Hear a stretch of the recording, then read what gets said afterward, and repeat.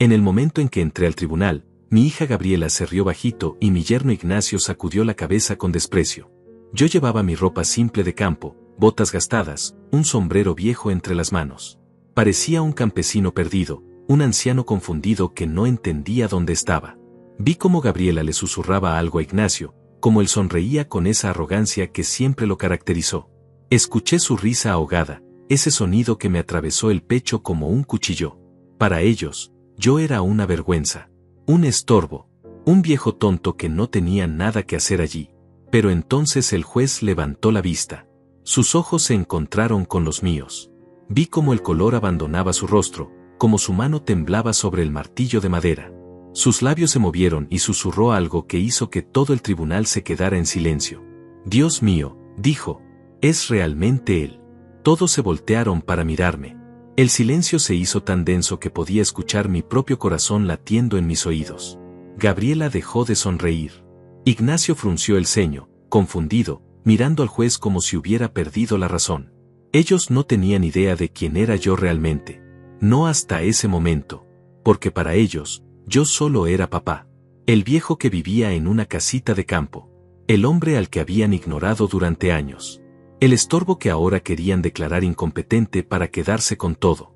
Pero lo que no sabían es que esa sala de tribunal había sido mi segundo hogar durante décadas. Que cada rincón de ese lugar guardaba mis huellas. Y que el hombre sentado detrás de ese escritorio me debía todo lo que era. Si alguna vez has sentido que tu propia familia te dejó de lado, que te trataron como si fueras invisible, como si todo lo que hiciste en tu vida no valiera nada, entonces sabes exactamente cómo me sentía yo esa mañana. Pero déjame contarte cómo llegué hasta allí. Como la hija que yo crié, que yo amé más que a mi propia vida, decidió que yo ya no servía para nada. Todo comenzó 3 meses atrás, cuando recibí la llamada sobre la muerte de mi hermano Moisés. Moisés y yo habíamos sido más que hermanos. Éramos como 2 mitades de la misma alma. Él había muerto solo, en su casa grande de la ciudad, mientras yo vivía mi vida tranquila en el campo, lejos de todo y de todos. Gabriela fue quien me dio la noticia. Su voz sonaba extraña por teléfono, demasiado controlada, demasiado fría. Papá, dijo, el tío Moisés falleció. Necesitamos hablar sobre sus propiedades. Hay asuntos legales que resolver. Yo apenas podía respirar. Moisés se había ido y yo ni siquiera había estado allí para despedirme. Mi hermano mayor, el hombre que me había enseñado a ser fuerte cuando nuestro padre murió, el hombre que siempre creyó en mí incluso cuando nadie más lo hacía. Pero Gabriela no me preguntó cómo me sentía. No me ofreció consuelo. Solo habló de papeles, de propiedades, de herencias. Vamos a necesitar que vengas a la ciudad, dijo. Hay documentos que tienes que firmar. Algo en su tono me incomodó, pero yo estaba demasiado sumido en el dolor para prestar atención. Acepté ir. Empaqué una pequeña maleta y conduje las 4 horas hasta la ciudad donde Gabriela vivía con Ignacio en esa casa enorme que yo nunca entendí por qué necesitaban. Cuando llegué, Ignacio me abrió la puerta. Ni siquiera me saludó con un abrazo. Solo asintió con la cabeza y se hizo a un lado para dejarme pasar, como si yo fuera un vendedor ambulante y no el padre de su esposa. Gabriela estaba en la sala, rodeada de papeles. Me abrazó rápidamente, pero fue un abrazo vacío, sin calor. Siéntate, papá, dijo señalando el sofá. Tenemos que hablar de cosas importantes. Me senté. Ignacio se quedó de pie detrás de ella, con los brazos cruzados, mirándome como si yo fuera un problema que necesitaba resolver. Gabriela comenzó a hablar de la herencia de Moisés. Una propiedad grande en las afueras de la ciudad, valorada en más de $800,000. Terrenos, inversiones, cuentas bancarias. Moisés te dejó todo a ti, dijo Gabriela, pero su voz no sonaba contenta. Sonaba molesta, frustrada. Papá, tú vives solo en el campo. No necesitas todo eso. No sabes manejar ese tipo de patrimonio. Podrías perderlo todo. Ignacio intervino entonces, con esa voz grave y autoritaria que siempre usaba. Don Armando, dijo, sin llamarme suegro ni papá, como si ni siquiera fuéramos familia. Lo más sensato sería que usted nos dejara manejar esto. Gabriela es abogada. Yo tengo experiencia en negocios. Podemos asegurarnos de que todo se administre correctamente. Los miré a ambos. Algo dentro de mí se revolvió, una alarma silenciosa que comenzaba a sonar. ¿Administrar?, pregunté. ¿O quedarse con todo? El rostro de Gabriela se endureció. No seas ridículo, papá. Estamos tratando de ayudarte. Tú no entiendes estas cosas. Has estado viviendo como un ermitaño durante años. El mundo cambió y tú te quedaste atrás. Sus palabras me dolieron más de lo que ella podría imaginar. Porque tenía razón en algo. Después de que mi esposa murió hace 5 años, yo me había alejado de todo. Me había ido al campo, a una casita sencilla, a vivir en paz, lejos del ruido y las mentiras de la ciudad. Pero eso no significaba que fuera un tonto. Eso no significaba que hubiera olvidado quién era yo antes de esa vida tranquila. Necesito tiempo para pensar, les dije. No voy a firmar nada hoy.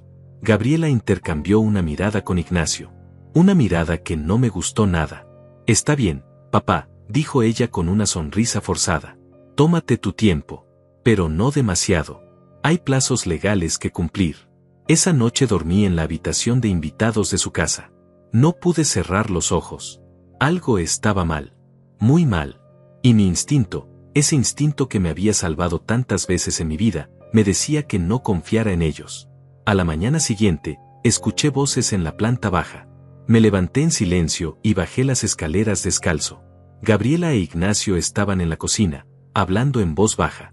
Pero no lo suficientemente baja. Es un viejo terco, decía Ignacio. Si no firma por las buenas, tendremos que hacerlo por las malas. Ya lo sé, respondió Gabriela. Por eso contraté al abogado. Vamos a declararlo incompetente. Con su edad y el hecho de que vive solo, aislado, será fácil convencer a un juez de que no está en condiciones de manejar una herencia así. Sentí como si me hubieran golpeado en el estómago. Mi propia hija. Mi pequeña Gabriela. La niña que yo había cargado en mis brazos, que había llorado en mi hombro cuando tuvo su primer desamor, que había gritado de alegría cuando le di las llaves de su primer auto. Esa niña ahora estaba planeando robarme, destruirme, quitarme lo único que mi hermano me había dejado. Me quedé allí parado, en la oscuridad de la escalera, mientras ellos seguían hablando, planeando, tramando mi destrucción como si yo fuera un obstáculo sin importancia. Y en ese momento supe que tenía que actuar, que no podía dejar que esto pasara. Porque si algo me había enseñado mi hermano Moisés, si algo había aprendido en todos esos años, era que un hombre no se rinde. No importa cuán oscura se ponga la noche. No importa si quien te traiciona es tu propia sangre. Volví al campo esa misma mañana sin despedirme. No quería que Gabriela e Ignacio supieran que los había escuchado. Necesitaba tiempo para pensar, para recordar quién había sido yo antes de convertirme en este viejo solitario que vivía entre gallinas y cultivos de tomate. Conduje las 4 horas de regreso con las manos apretadas en el volante, sintiendo como la rabia y el dolor peleaban dentro de mi pecho. Cuando llegué a mi casita, me senté en el porche con una taza de café y dejé que los recuerdos me invadieran. Moisés y yo crecimos en una familia humilde. Nuestro padre era carpintero y nuestra madre costurera. No teníamos lujos, pero teníamos algo mucho más valioso: teníamos principios. Papá siempre nos decía que un hombre sin palabra no es un hombre, es solo una sombra que camina. Cuando papá murió, yo tenía apenas 17 años y Moisés 22. Él dejó la universidad para trabajar y mantenerme estudiando. Se sacrificó por mí sin pensarlo 2 veces. Trabajaba de día en una fábrica y de noche estudiaba derecho por correspondencia. Años después, cuando yo logré convertirme en abogado, Moisés ya estaba terminando su carrera. Nos graduamos casi al mismo tiempo. Él con honores a pesar de todo. Y ambos juramos lo mismo: nunca íbamos a ser como esos abogados corruptos que veíamos todos los días, esos que vendían su alma por dinero. Moisés se dedicó a los negocios legales, siempre limpio, siempre correcto. Yo tomé otro camino. Me convertí en juez a los 32 años, uno de los más jóvenes en la historia del distrito. Y durante 35 años me senté en ese tribunal defendiendo lo único que importa, la verdad. Pero ser juez honesto en un mundo corrupto tiene su precio. Rechacé sobornos que habrían hecho rico a cualquiera. Enfrenté amenazas de muerte. Perdí amistades.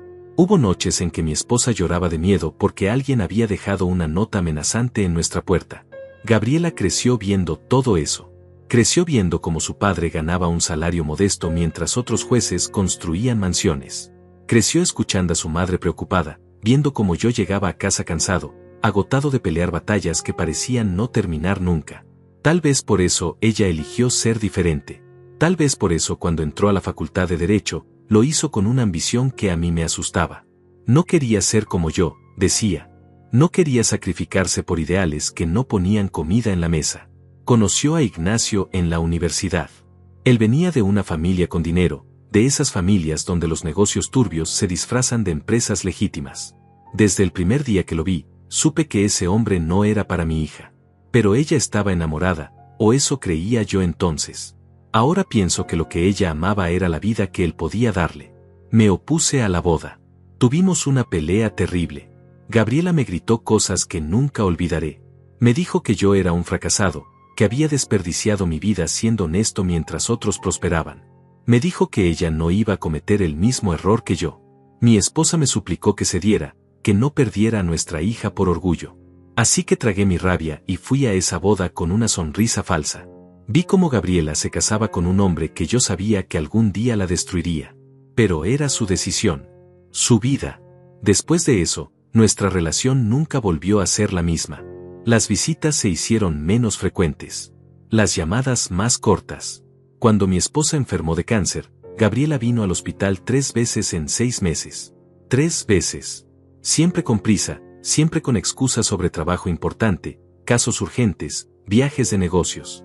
El día que mi esposa murió, yo sostuve su mano durante horas. Gabriela llegó 2 horas después de que todo terminara. No lloró. Solo me abrazó rápidamente y me dijo que tenía que irse, que tenía una audiencia importante al día siguiente.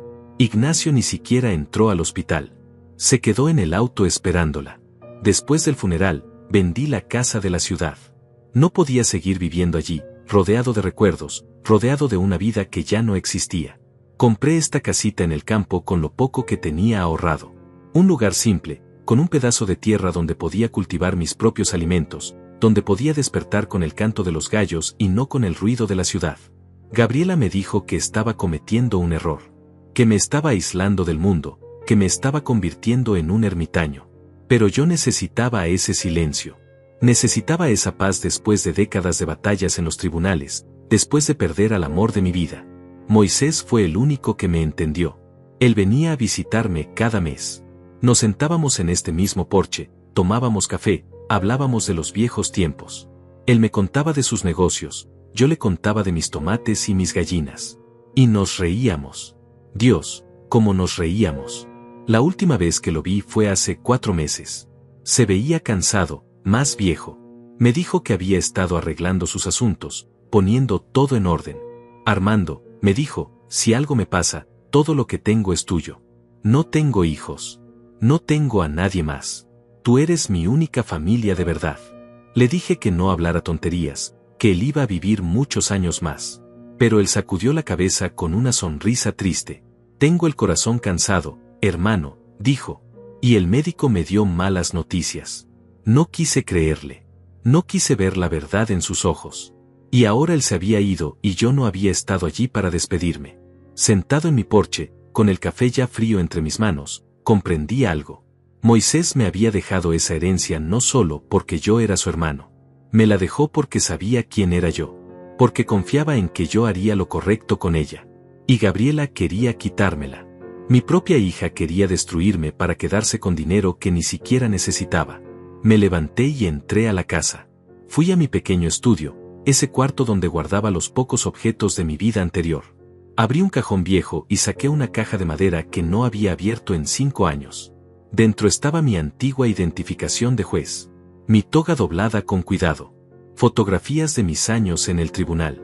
Cartas de agradecimiento de personas a las que había ayudado. Y un sobre amarillento con mi nombre escrito por la mano de Moisés. Abrí el sobre con manos temblorosas. Dentro había una carta que él había escrito hace años, cuando ambos éramos más jóvenes, cuando la vida todavía parecía llena de posibilidades. Hermano, decía la carta, si estás leyendo esto es porque yo ya no estoy. Quiero que sepas que todo lo que soy, todo lo que logré, fue gracias a ti. Tú me enseñaste que el dinero sin honor no vale nada, que el éxito sin integridad es solo una ilusión. Te dejo todo lo que tengo porque confío en ti. Confío en que harás con ello algo bueno, algo que nos haría sentir orgullosos a papá y a mamá. No dejes que nadie te quite lo que es tuyo. No dejes que te hagan sentir pequeño. Tú eres el hombre más grande que he conocido. Las lágrimas rodaron por mis mejillas mientras leía esas palabras. Moisés sabía. De alguna manera, él sabía que esto podía pasar. Doblé la carta con cuidado y la guardé en mi bolsillo. Luego tomé el teléfono y marqué un número que no había marcado en años. El número de Olivia, mi antigua secretaria en el tribunal. La mujer que había trabajado conmigo durante 20 años, que conocía cada caso, cada documento, cada secreto de ese lugar. Olivia contestó al tercer timbrazo. Juez Salazar, dijo con sorpresa en la voz. No podía creer que fuera yo. Olivia, le dije, necesito tu ayuda. Y entonces le conté todo. Olivia llegó a mi casa 2 días después. La vi bajar de su auto viejo, más encorvada de lo que recordaba, con el cabello completamente blanco ahora.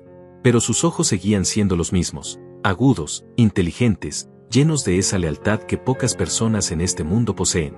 Nos abrazamos en silencio. Ella olía a lavanda, como siempre.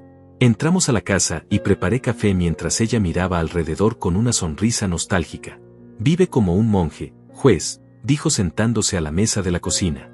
Pero supongo que después de tantos años lidiando con la suciedad del mundo, uno necesita esta limpieza. Le conté todo. Cada detalle de lo que había escuchado en casa de Gabriela, cada palabra de esa conversación que me había destrozado el alma. Olivia escuchaba en silencio, asintiendo de vez en cuando, su rostro volviéndose cada vez más serio. Cuando terminé, ella sacó de su bolso una carpeta vieja y la puso sobre la mesa. Juez, dijo, hay algo que usted debe saber. Hace 3 semanas recibí una llamada del abogado de su hija. Querían acceder a sus archivos del tribunal, a sus historiales médicos antiguos, a cualquier cosa que pudiera usarse para demostrar deterioro mental o incapacidad. Sentí un escalofrío recorrer mi espalda. ¿Y qué les dijiste? Les dije que todos esos archivos estaban sellados y que necesitaban una orden judicial. Pero juez, ellos no se detuvieron ahí. Contrataron a un investigador privado. Ese hombre estuvo preguntando por usted en el pueblo, hablando con sus vecinos, tratando de encontrar algo que pudieran usar en su contra. ¿Y encontraron algo? Olivia sonrió con ironía. Encontraron que usted vive solo, que habla poco con la gente, que pasa los días cuidando su huerto. Para ellos, eso es evidencia de aislamiento social, de posible deterioro cognitivo. Van a pintar un cuadro de usted como un anciano perdido en el pasado, incapaz de tomar decisiones. La rabia comenzó a hervir dentro de mí otra vez. Pero Olivia levantó una mano. Sin embargo, juez, ellos cometieron un error. Un error grande. Abrió la carpeta y sacó varios documentos. Yo nunca destruí sus archivos. Guardé copias de todo. Sus casos más importantes, sus sentencias, las cartas de reconocimiento, los testimonios de personas cuyas vidas usted cambió. Y guardé algo más. ¿Qué cosa? Los expedientes de ciertos casos donde el nombre de Ignacio Méndez aparece. Su yerno no es tan limpio como él cree, juez. Hace 10 años estuvo involucrado en un caso de fraude inmobiliario. Nunca fue acusado formalmente porque el testigo principal desapareció misteriosamente. Pero los documentos están ahí. Las conexiones están ahí. Miré los papeles que Olivia había puesto frente a mí. Eran copias de investigaciones, de testimonios, de transacciones sospechosas. Todo perfectamente organizado, como solo Olivia sabía hacer. ¿Por qué guardaste esto?, pregunté. Porque usted me enseñó algo, juez. Me enseñó que la verdad siempre debe tener un respaldo. Que los documentos hablan cuando las voces se silencian. Guardé esto porque sabía que algún día podría ser necesario. Y parece que ese día llegó. Pasamos toda la tarde revisando los documentos. Olivia había hecho un trabajo extraordinario. Tenía fechas, nombres, conexiones entre empresas fantasma y cuentas bancarias. Tenía testimonios de empleados que habían trabajado para Ignacio y que habían visto cosas que nunca se atrevieron a denunciar. Pero eso no era todo. Olivia sacó su teléfono y me mostró algo más. Un audio. Lo grabé hace una semana, dijo. Su hija me llamó. Quería que yo declarara en su favor, que dijera que usted había mostrado signos de confusión mental durante sus últimos años como juez. Le dije que lo pensaría. Reprodujo el audio. Era la voz de Gabriela, clara y fría. Señora Olivia, decía, entiendo su lealtad hacia mi padre. Pero tiene que entender que esto es por su propio bien. Él no puede manejar una herencia tan grande. Se va a perder, va a ser víctima de estafadores. Nosotros solo queremos protegerlo. La voz de Olivia en la grabación respondió con calma.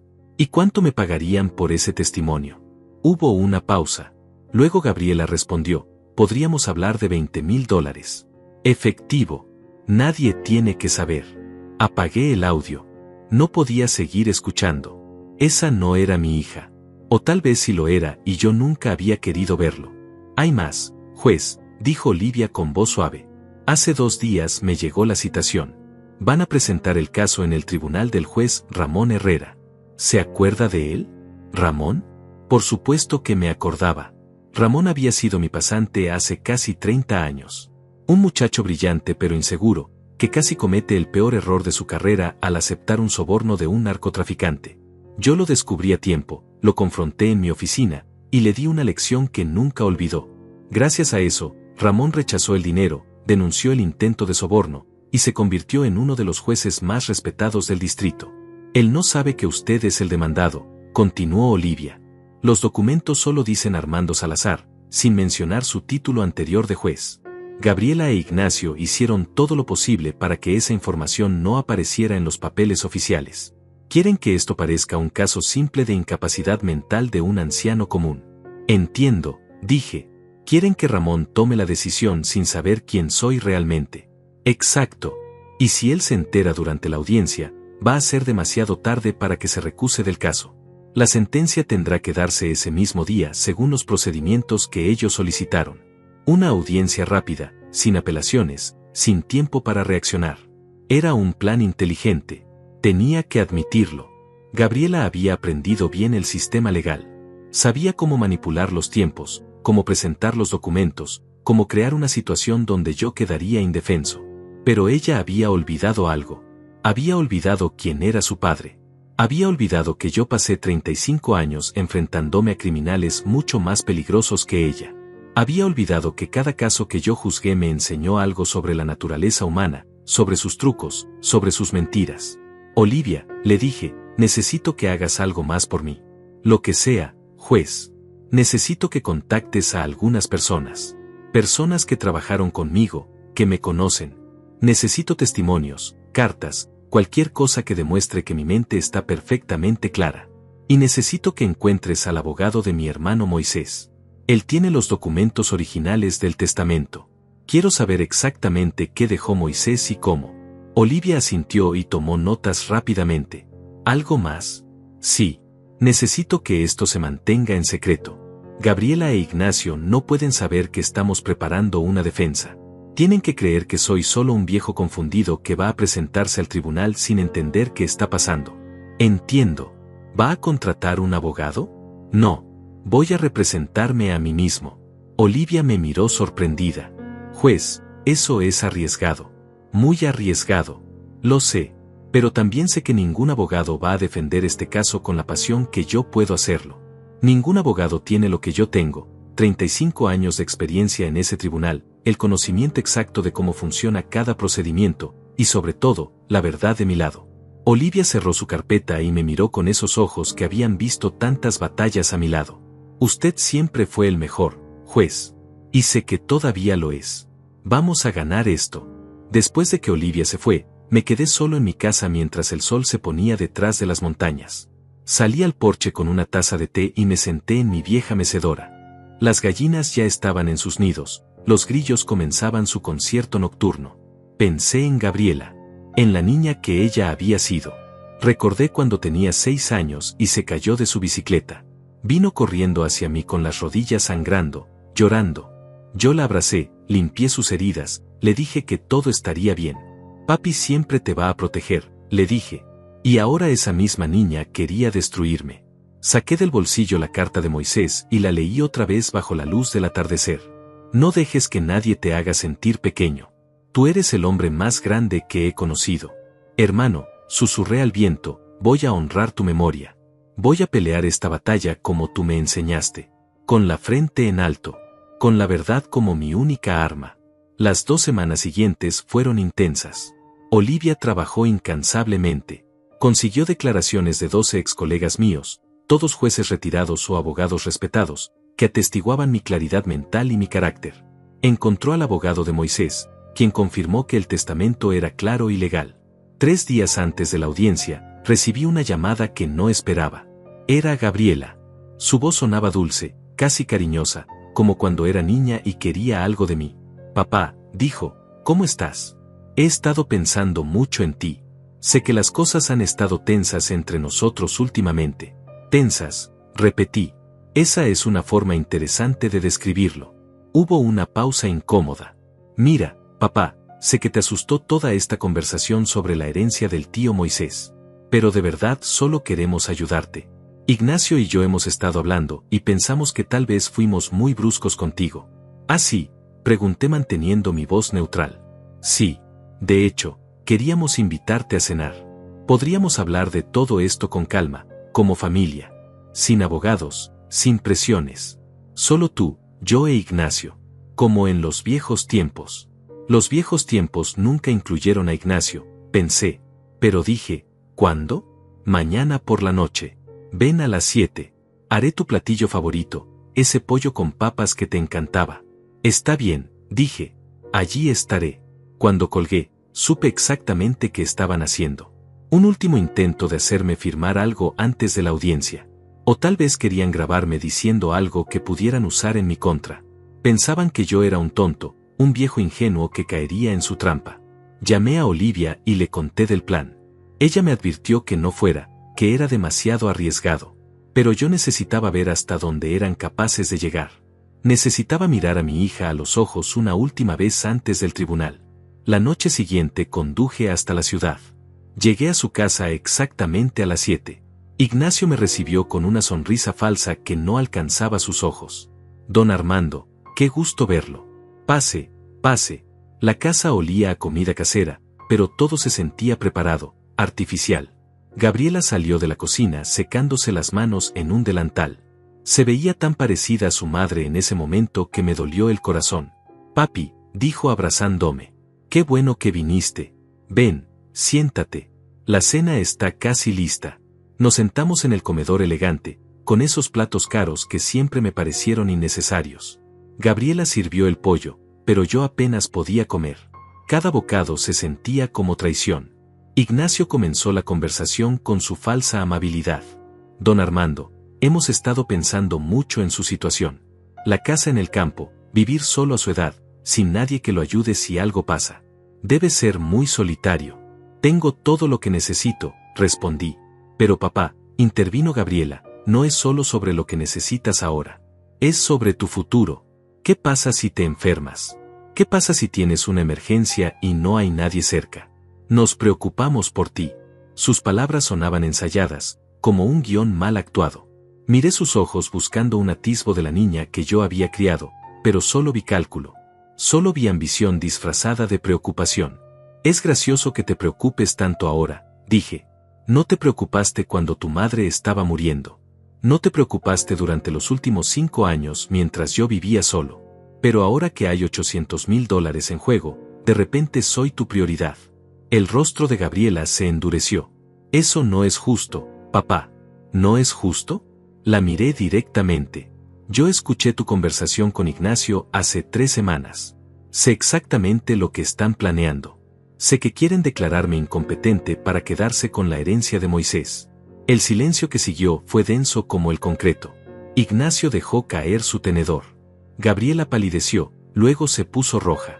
Nos espiaste, dijo con voz temblorosa de rabia. Estaba en tu casa, respondí. Bajé por un vaso de agua y escuché cómo mi propia hija planeaba destruirme. No fue espiar. Fue descubrir quién eres realmente. Ignacio se levantó bruscamente.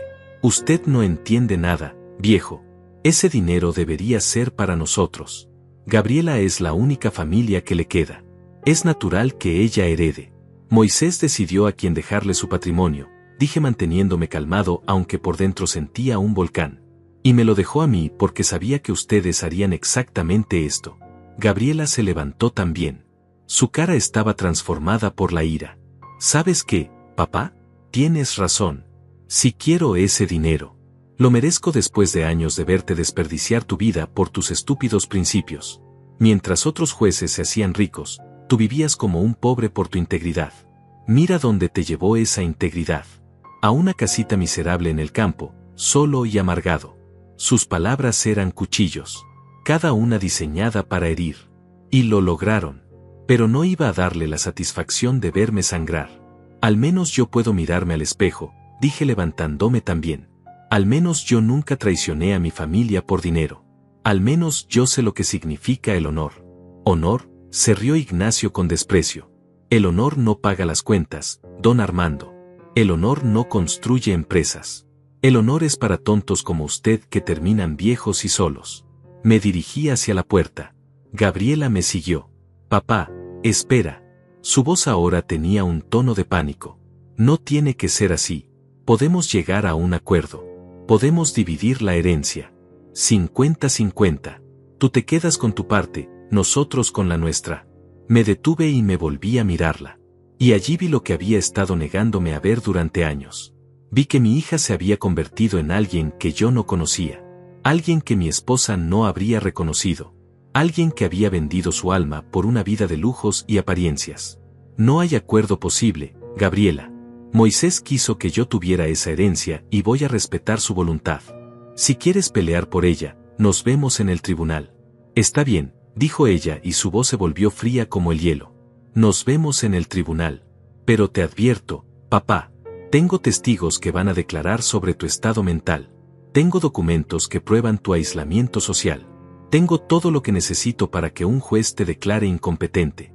Y cuando lo haga, no solo perderás la herencia. Perderás también el control sobre tu propia vida. Te van a asignar un tutor. Y ese tutor seré yo. La amenaza quedó flotando en el aire como veneno. Ignacio se acercó por detrás de ella con una sonrisa victoriosa. Debió haber aceptado nuestro acuerdo, don Armando. Ahora va a perderlo todo. Salí de esa casa sintiendo que acababa de perder a mi hija para siempre. Conduje de regreso al campo con lágrimas silenciosas rodando por mis mejillas. No lloraba por el dinero ni por la herencia. Lloraba por la niña que había desaparecido, reemplazada por esta mujer fría y calculadora. Cuando llegué a mi casa era medianoche. Me senté en el porche bajo las estrellas y pensé en mi esposa. En cómo ella siempre había defendido a Gabriela, siempre había dicho que nuestra hija tenía un buen corazón bajo toda esa ambición. Pero mi esposa estaba equivocada.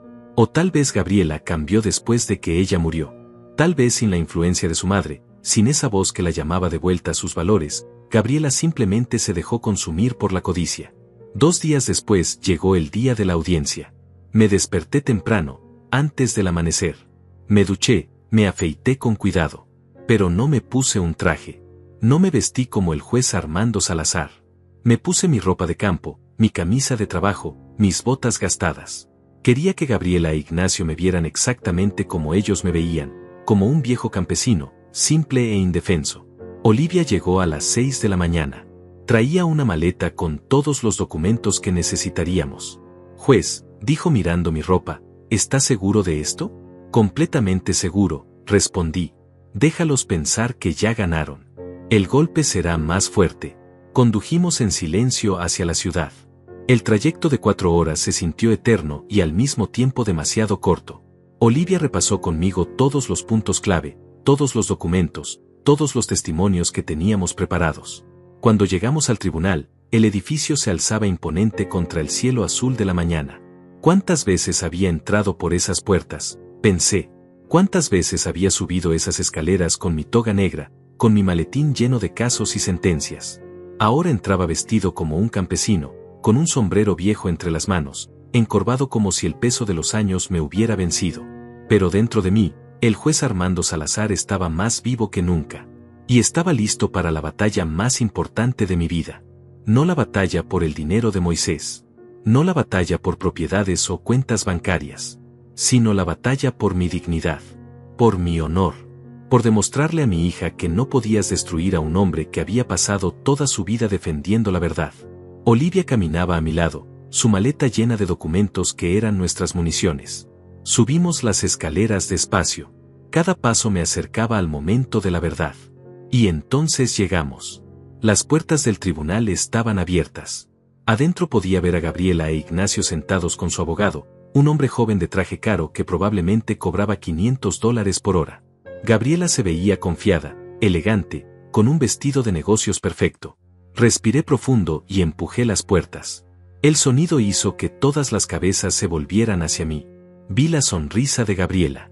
Vi cómo Ignacio le daba un codazo a su abogado y señalaba hacia mí con la barbilla, como diciendo: mira, ahí está el viejo tonto.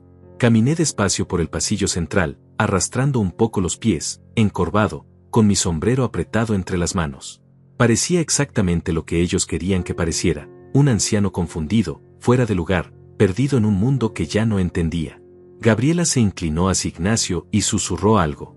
Él se rió bajito, sacudiendo la cabeza con desprecio. Ese momento quedó grabado en mi memoria como una fotografía. El momento en que mi propia hija se burló de mí en público, creyendo que ya había ganado. Pero entonces algo cambió en la sala. El juez Ramón Herrera entró por la puerta lateral. Llevaba su toga negra, su rostro serio y profesional. Se dirigió hacia su asiento sin mirar a nadie, como corresponde a un juez al comenzar una audiencia. Todos se pusieron de pie. El alguacil anunció: tribunal en sesión, su señoría el juez Ramón Herrera presidiendo. Ramón se sentó y comenzó a organizar sus papeles. Empezó a leer en voz alta: caso número 45328.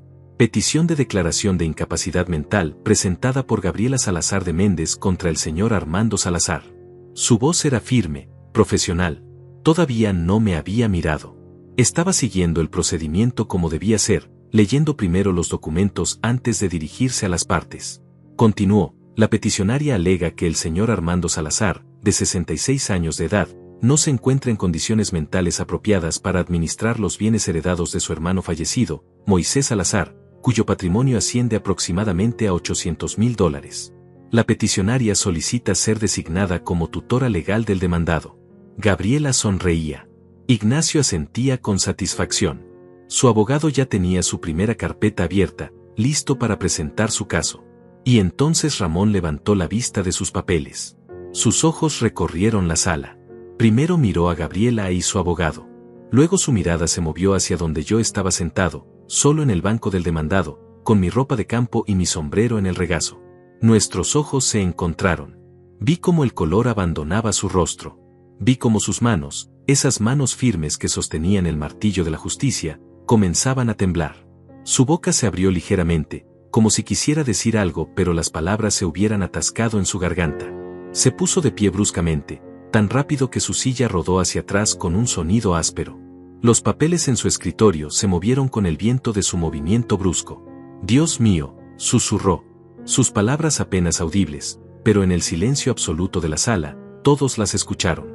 «Dios mío, ¿es realmente él?». Todas las cabezas se volvieron hacia mí.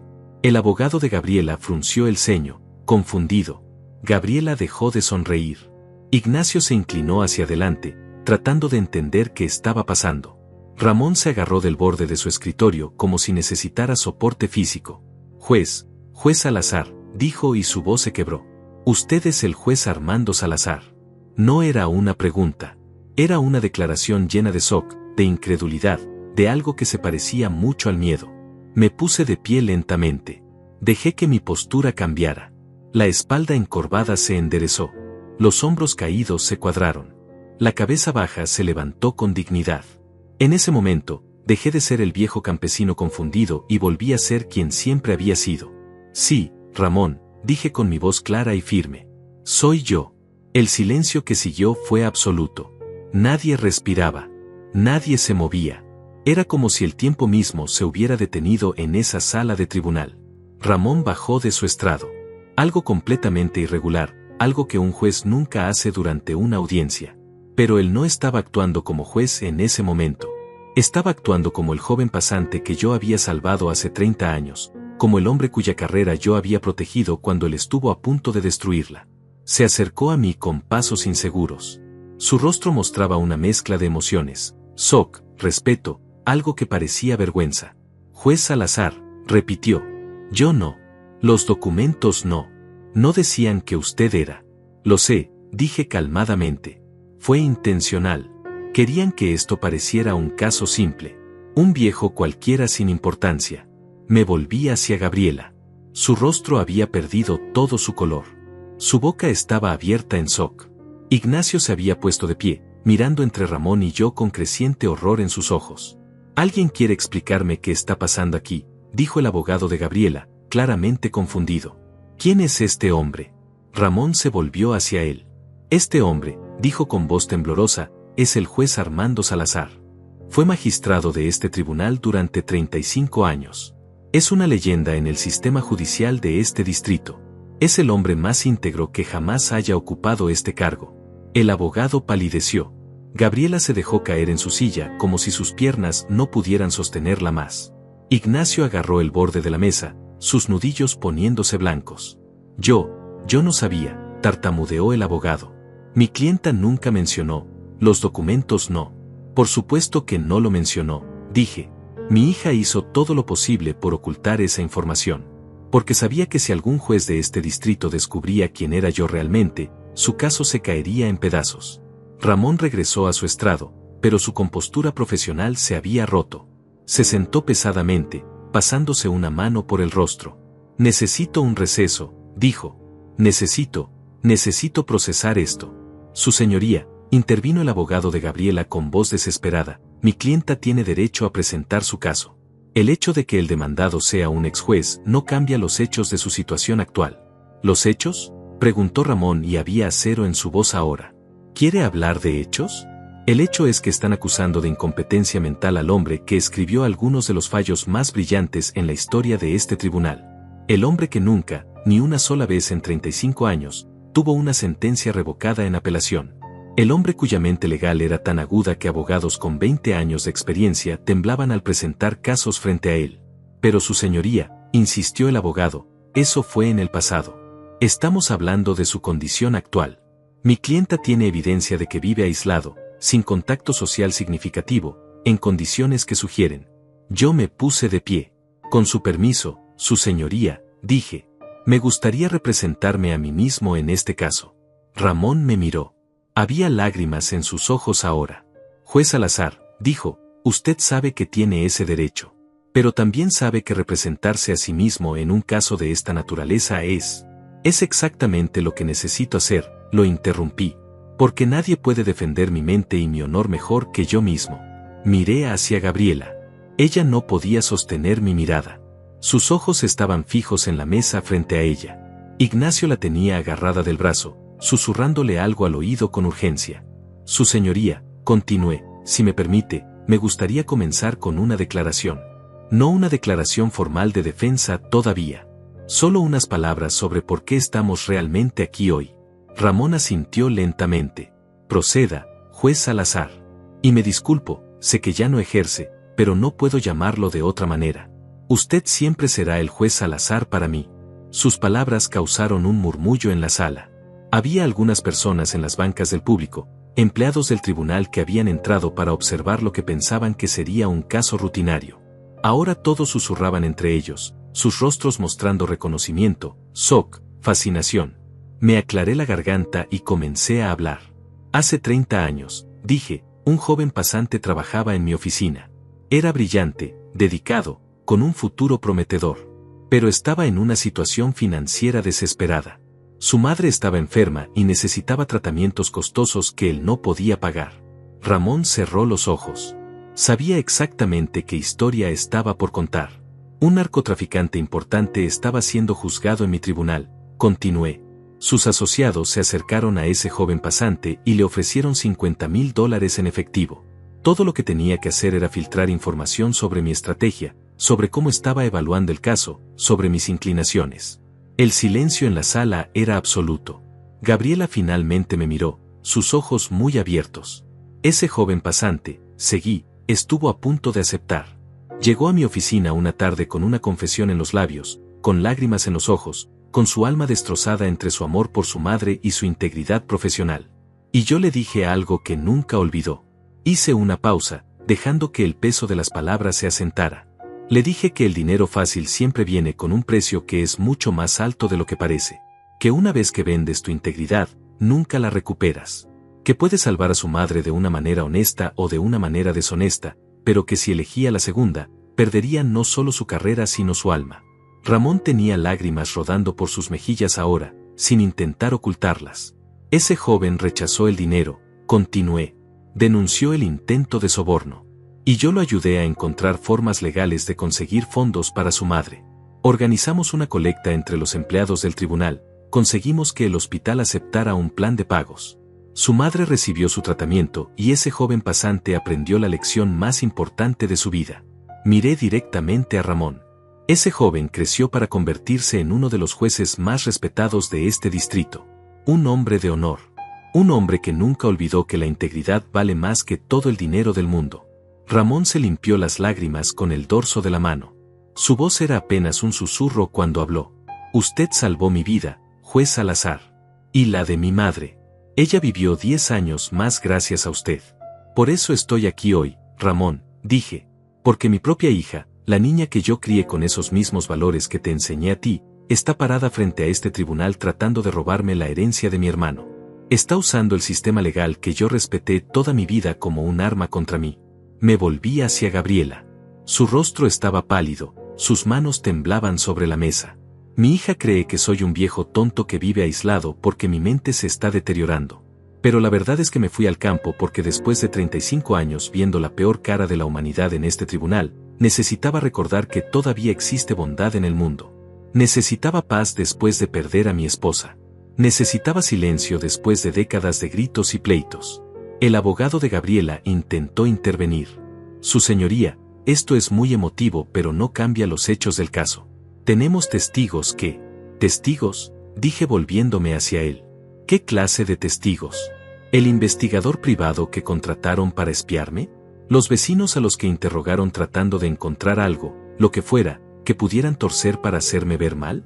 Saqué de mi bolsillo algunos papeles doblados. Olivia se levantó desde donde estaba sentada en el público y me trajo su maleta. La abrí sobre la mesa del demandado. Su señoría, dije, yo también tengo testigos. Tengo cartas de 12 ex colegas, todos jueces y abogados respetados, que atestiguan mi claridad mental. Tengo documentos que demuestran que he estado administrando mi pequeña propiedad de manera perfectamente competente. Tengo estados de cuenta bancarios que muestran que manejo mis finanzas mejor que muchas personas de la mitad de mi edad. Comencé a sacar documentos de la maleta, poniéndolos sobre la mesa uno por uno. Cada papel era una pieza de evidencia, cada carta era una voz que hablaba por mí. Pero más que eso, continué, tengo evidencia de por qué mi hija realmente está haciendo esto. Y no tiene nada que ver con preocupación por mi bienestar. Gabriela se puso de pie bruscamente. Papá, por favor, su voz se quebró. No hagas esto. ¿No haga qué, Gabriela? Pregunté. ¿No diga la verdad? ¿No me defienda? Tú no tuviste problema en planear mi destrucción. ¿Por qué yo debería tener problema en exponerte? Olivia se acercó y me entregó una pequeña grabadora. La puse sobre la mesa donde todos pudieran verla. Su señoría, dije, esta grabación fue hecha hace una semana. Es una conversación telefónica entre mi hija y la señora Olivia Ruiz, quien fue mi secretaria durante 20 años en este tribunal. Ramón se inclinó hacia adelante. Proceda. Presioné el botón de reproducción. La voz de Gabriela llenó la sala, clara y fría. Señora Olivia, entiendo su lealtad hacia mi padre. Pero tiene que entender que esto es por su propio bien. Él no puede manejar una herencia tan grande. Se va a perder, va a ser víctima de estafadores. Nosotros solo queremos protegerlo. Luego vino la voz de Olivia. ¿Y cuánto me pagarían por ese testimonio? La pausa fue larga. Luego la respuesta de Gabriela.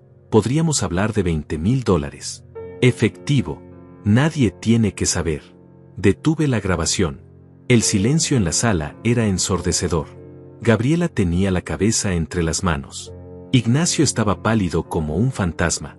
El abogado había cerrado su carpeta y parecía estar considerando seriamente salir corriendo de la sala. Mi hija intentó sobornar a un testigo, dije.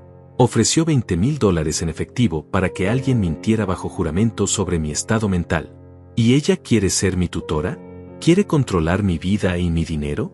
Su señoría, el abogado intentó nuevamente, con voz desesperada ahora. Esa grabación podría haber sido sacada de contexto, podría haber sido editada. No fue editada, dijo Olivia poniéndose de pie desde el público.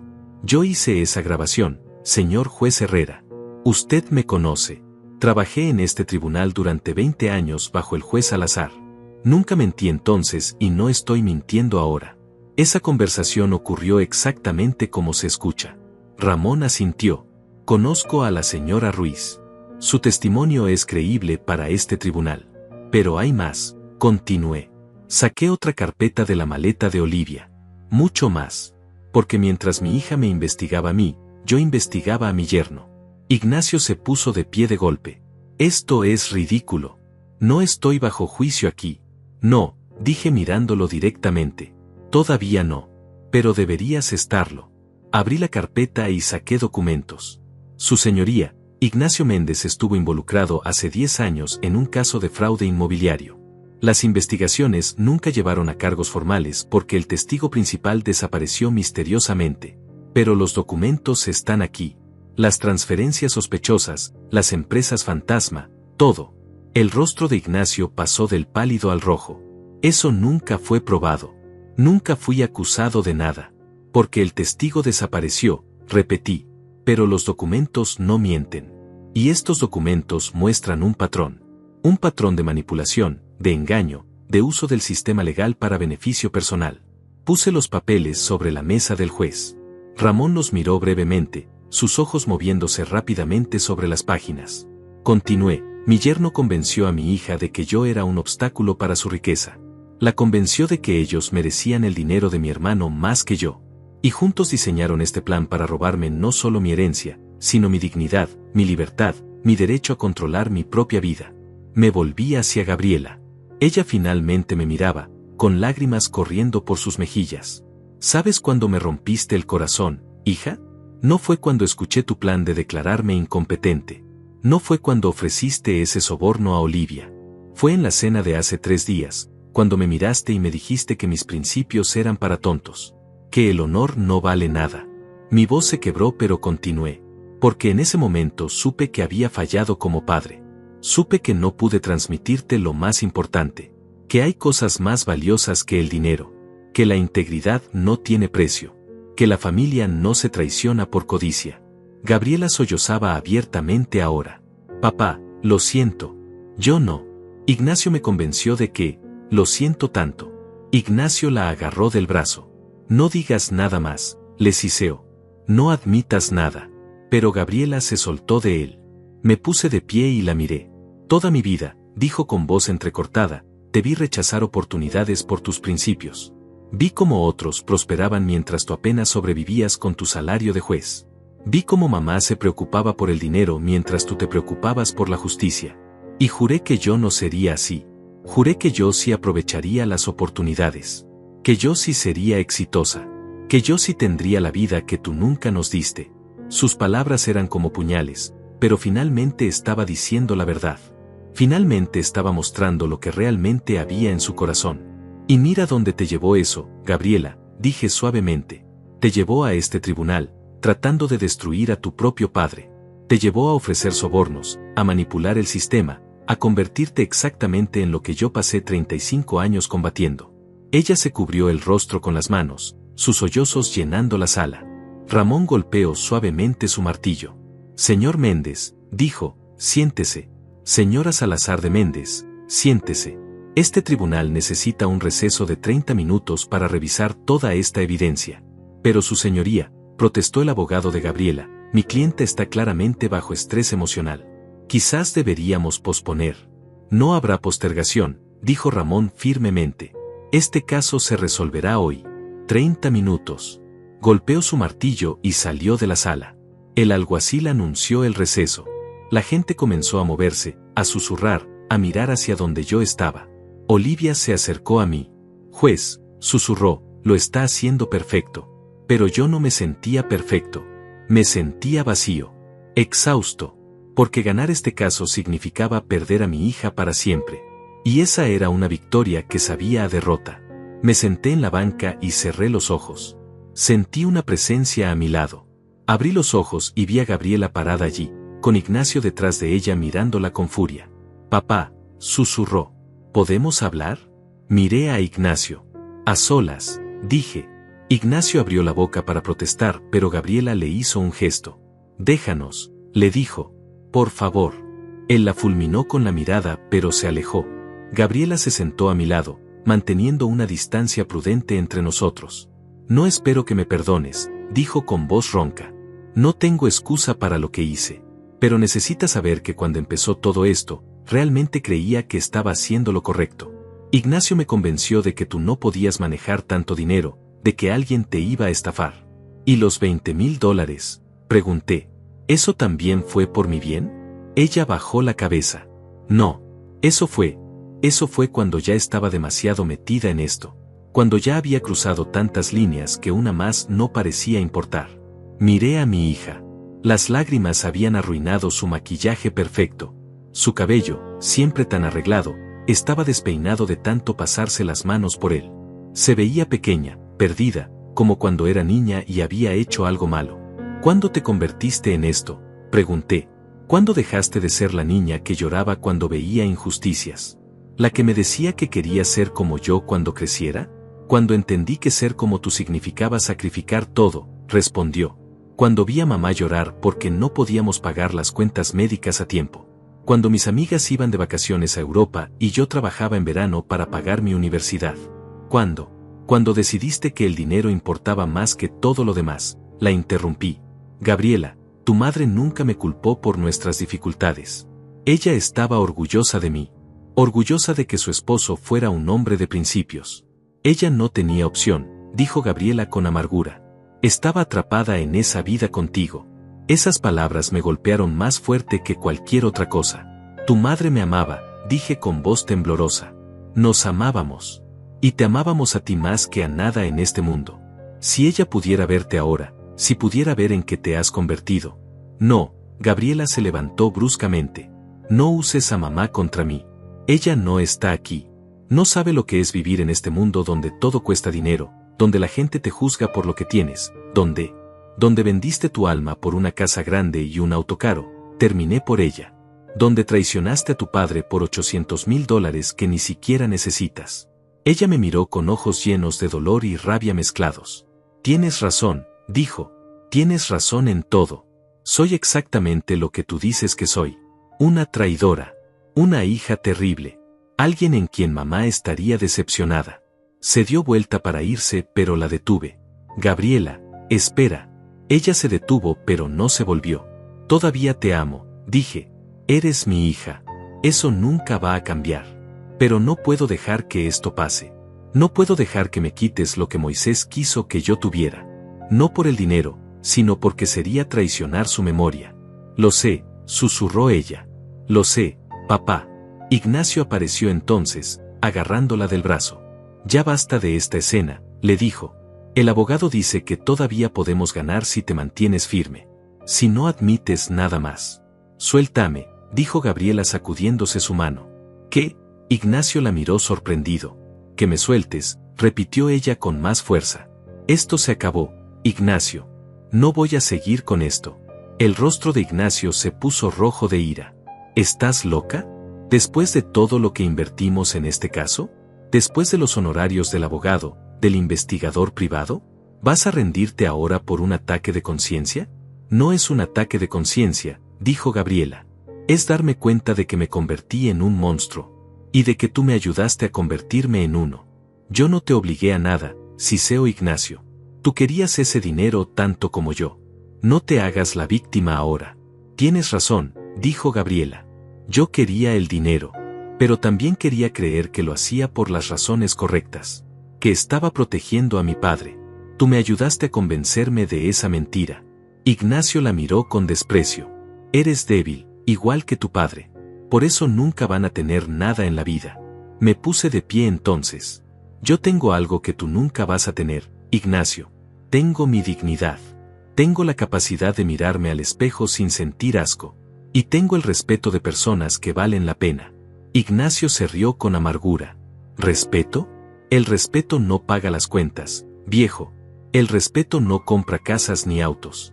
El respeto es lo que la gente sin dinero se dice a sí misma para sentirse mejor.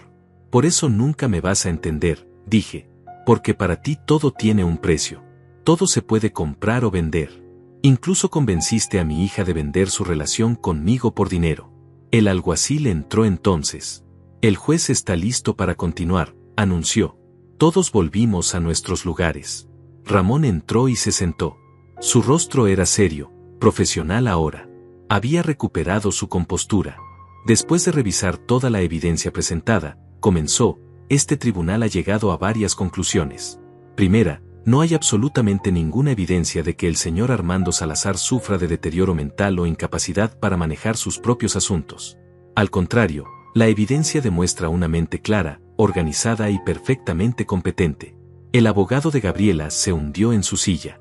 Gabriela miraba fijamente la mesa. Ignacio apretaba los puños. Segunda, continuó Ramón, este tribunal encuentra que la petición fue presentada bajo falsos pretextos, con intención de manipular el sistema legal para beneficio personal de los peticionarios. La evidencia del intento de soborno es particularmente preocupante. Miró directamente a Gabriela. Señora Salazar de Méndez, su comportamiento en este caso ha sido no solo inapropiado sino potencialmente criminal. Este tribunal está considerando referir este asunto a la oficina del fiscal para posible investigación de intento de soborno y perjurio. Gabriela palideció aún más. Su señoría, susurró su abogado, mi cliente está dispuesta a retirar la petición y... No hay nada que retirar, lo interrumpió Ramón. Este tribunal rechaza la petición completamente y sin posibilidad de apelación. El señor Armando Salazar mantiene plena capacidad legal sobre todos sus asuntos y propiedades. Golpeó su martillo firmemente. Caso cerrado. Pero Ramón no se levantó. Se quedó sentado, mirándome. Juez Salazar, dijo, si me permite un comentario personal fuera del registro oficial. Proceda, dije. Usted me enseñó que la justicia no es solo sobre leyes y procedimientos. Es sobre hacer lo correcto incluso cuando es difícil. Incluso cuando duele. Hoy usted me recordó esa lección. Y este tribunal, este distrito, todos le debemos mucho más de lo que nunca podremos pagar. Se puso de pie y bajó de su estrado una vez más. Se acercó a mí y extendió su mano. Gracias, juez Salazar. Por todo. Tomé su mano. Sus ojos estaban húmedos otra vez. Tú fuiste un buen alumno, Ramón. Y eres un gran juez. Tu madre estaría orgullosa. Él asintió, incapaz de hablar. Luego se volvió y salió de la sala rápidamente. La sala comenzó a vaciarse. El abogado de Gabriela empacó sus cosas a toda velocidad y salió sin mirar atrás. Ignacio se paró y miró a Gabriela con furia. Esto es tu culpa, le dijo. Tu debilidad nos costó todo. No, respondió ella con voz cansada. Mi ambición nos costó todo. Ahora vete. Ignacio la miró como si fuera a decir algo más, pero finalmente sacudió la cabeza con disgusto y salió del tribunal. Sus pasos resonaban en el piso de mármol, cada uno alejándolo más de nosotros. Gabriela se quedó sentada, inmóvil, mirando sus manos sobre la mesa. Olivia se acercó a mí y susurró, juez, tenemos que irnos.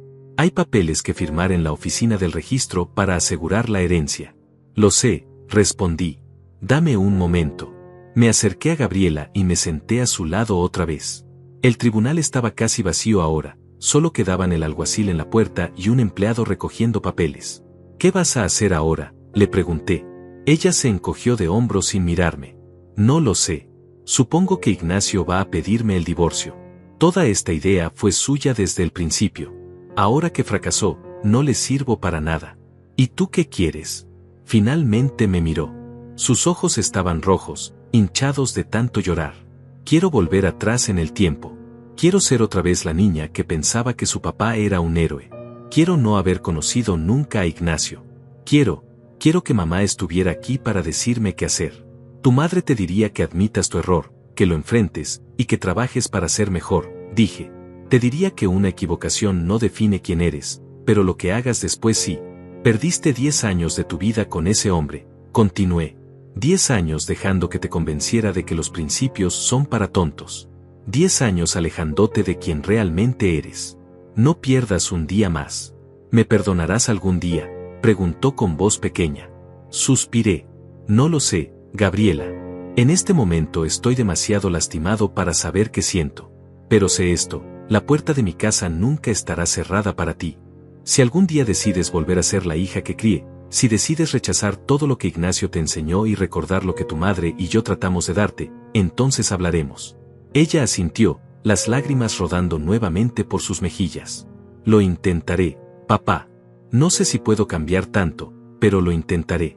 Me levanté. Olivia me esperaba en la puerta con su maleta. Caminé hacia ella pero me detuve y me volví una última vez. Gabriela, dije. Ella levantó la vista. Tu madre solía decir que el camino de regreso a casa siempre está iluminado, sin importar qué tan oscura sea la noche. Recuerda eso. Salí del tribunal con Olivia. El sol de la tarde me golpeó en la cara, cálido y brillante.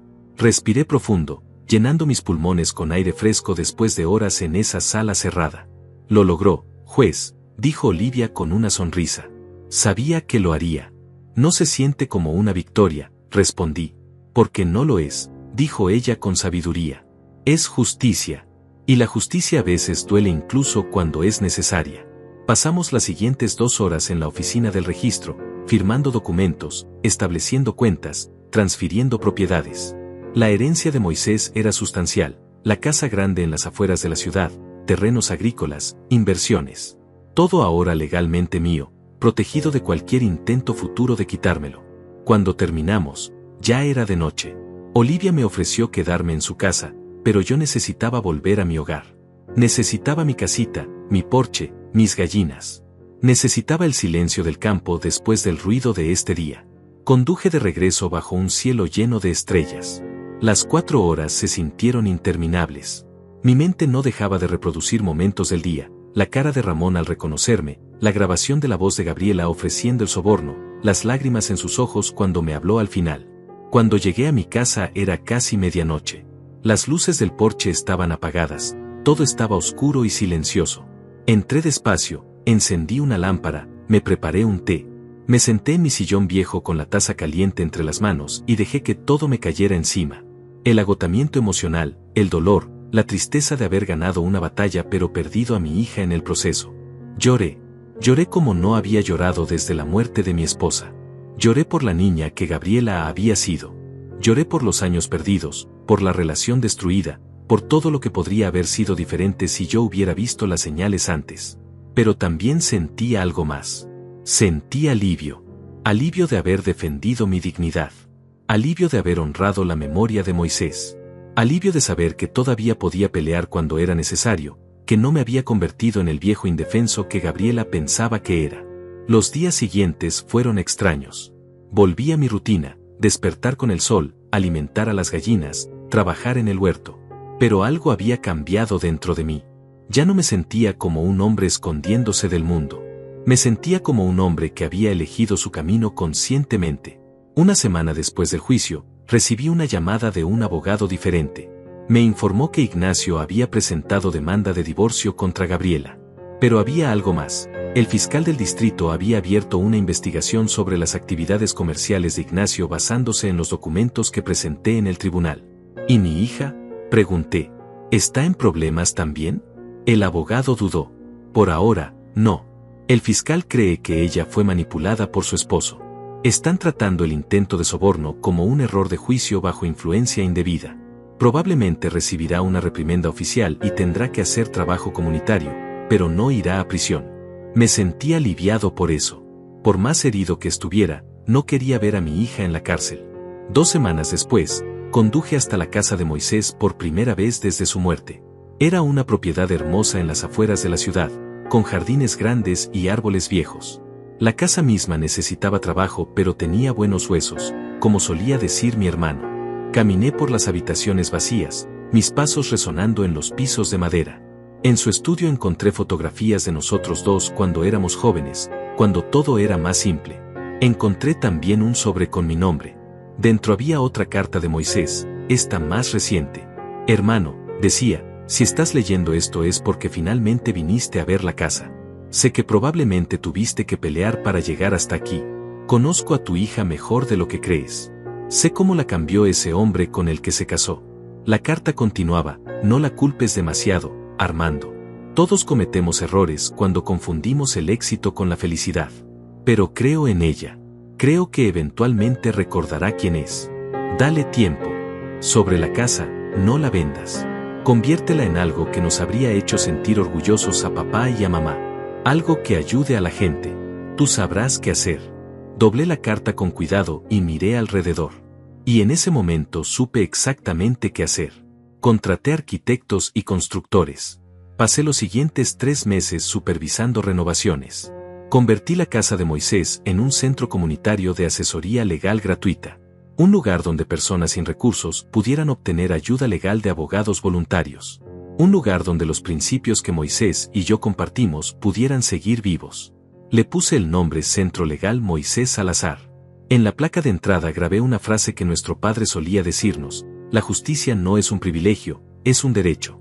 El día de la inauguración vinieron muchas personas. Jueces retirados, abogados jóvenes queriendo ofrecer su tiempo, familias necesitadas de ayuda. Ramón estuvo allí en la inauguración, y también Olivia. Pronunciaron discursos sobre Moisés, sobre mí, sobre lo que este centro significaba para la comunidad. Yo escuchaba desde atrás, sin querer ser el centro de atención. Esto no era sobre mí. Era sobre algo más grande. Cuando todos se fueron y el sol comenzaba a ponerse, me quedé solo en el jardín del centro. Me senté en una banca bajo un árbol viejo y pensé en todo lo que había pasado. En cómo un momento de traición había llevado a este momento de propósito. Escuché pasos detrás de mí. Me volví y vi a Gabriela parada allí, con ropa simple, sin maquillaje, el cabello recogido en una cola de caballo. Se veía más joven así, más parecida a la niña que yo recordaba. «Hola, papá», dijo con voz insegura. Olivia me dijo sobre la inauguración. «Espero que no te moleste que haya venido». «No me molesta», respondí. «Siéntate». Ella se sentó en la banca, manteniendo una distancia respetuosa. Miramos juntos el edificio con su placa brillante en la entrada. «Es hermoso lo que hiciste», dijo. «El tío Moisés estaría orgulloso». «Espero que sí». Hubo un silencio largo. Luego ella habló: «Ignacio y yo nos divorciamos la semana pasada. Él se quedó con la casa grande, el auto caro, todas las cosas que yo pensaba que importaban.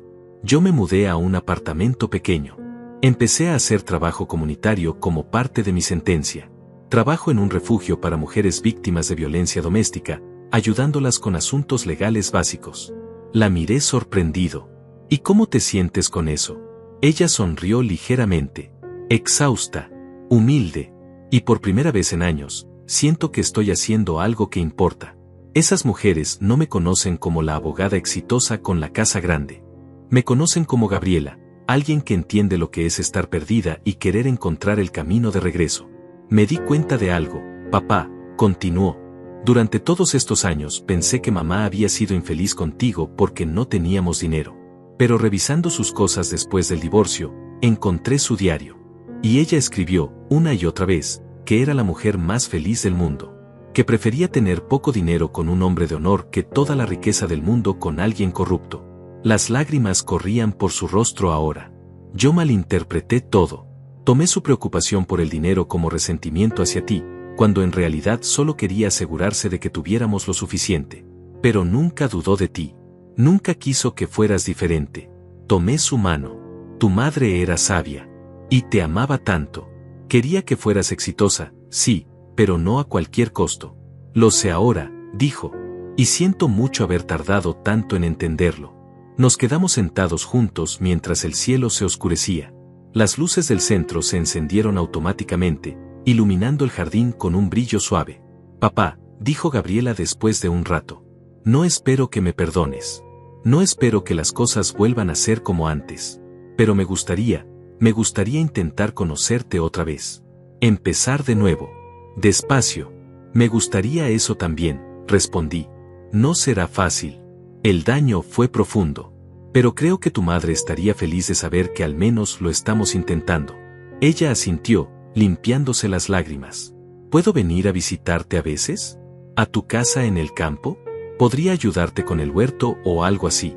«Me gustaría mucho eso», dije y lo decía en serio. Nos levantamos para irnos. Gabriela me abrazó, un abrazo largo que me recordó a cuando era niña. No era lo mismo, probablemente nunca volvería a ser lo mismo. Pero era un comienzo. Los meses siguientes trajeron cambios. Gabriela me visitaba cada 2 semanas. Al principio las visitas eran incómodas, llenas de silencios largos y conversaciones superficiales.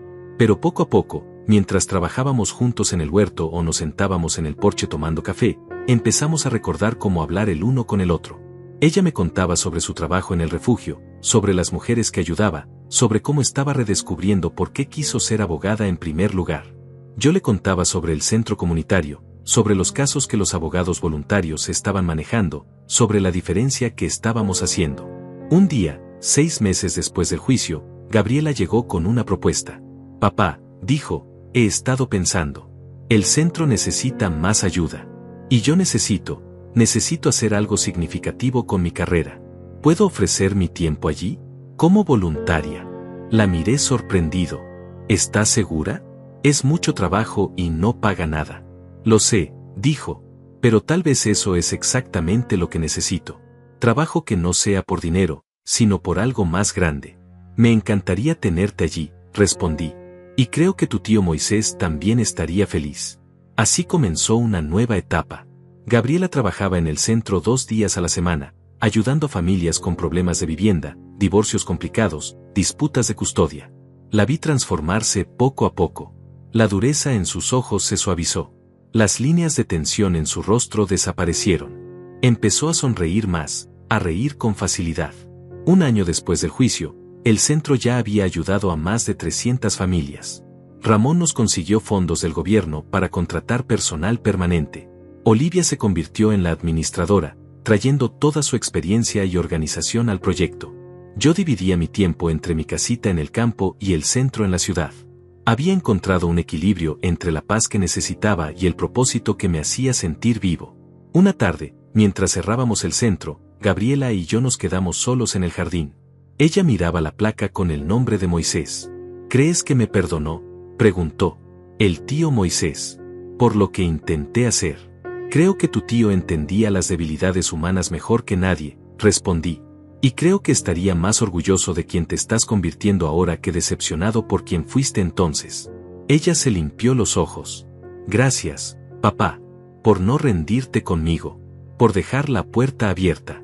Así es el amor de un padre, dije. No significa que aprobaremos todo lo que haces, pero significa que siempre habrá un camino de regreso a casa.